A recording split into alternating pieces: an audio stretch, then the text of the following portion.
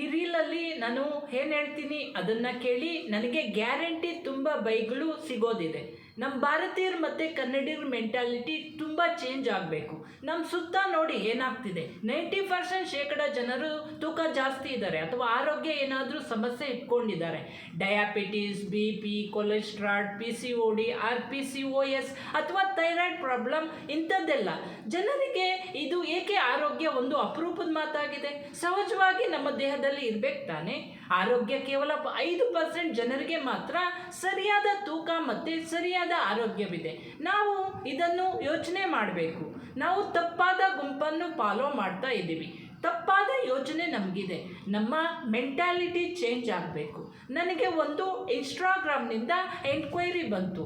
ಇವರು ಯಾರು ನನ್ನ ಹತ್ರ ಮಾತಾಡಿದ್ರು ಅವ್ರಿಗೆ ತೂಕ ಕಮ್ಮಿ ಮಾಡ್ಕೋಬೇಕು ಅಂತ ಇದೆ ಮತ್ತು ಆರೋಗ್ಯ ಚೆನ್ನಾಗಿ ಆಗಬೇಕು ಅಂತ ಇದೆ. ಏನು ಗೊತ್ತಾಯಿತು ಅಂದರೆ ಅವರು ಏನನ್ನ ಚೇಂಜ್ ಮಾಡ್ಕೊಳ್ಳೋಕ್ಕೆ ರೆಡಿ ಇಲ್ಲ. ಆದರೆ ಅವ್ರಿಗೆ ಸಣ್ಣ ಆಗಬೇಕು, ಆದರೆ ಹೆಲ್ತಿ ಆಗಬೇಕು. ಇದು ಹೆಂಗೆ ಸಾಧ್ಯ? ನಾವು ಏನೂ ಚೇಂಜ್ ಮಾಡಿಲ್ಲ ಅಂದರೆ ನಾವು 95%ಅಲ್ಲೇ ಇರ್ತೀವಿ. ಆ 5% ಹೆಲ್ತಿ ಆ್ಯಂಡ್ ಹ್ಯಾಪಿ ಜನರ ಜೊತೆ ನಡುವಲ್ಲಿ ಬರೋದು ಕಷ್ಟ ಇದೆ. ನಿಮಗೆ ಖಂಡಿತ ಚೇಂಜ್ ಆಗಬೇಕು ಅಂತ ಇದೆ ಮತ್ತು ಈ 5%ಅಲ್ಲಿ ಬರಬೇಕು ಅಂತ ಇದೆ.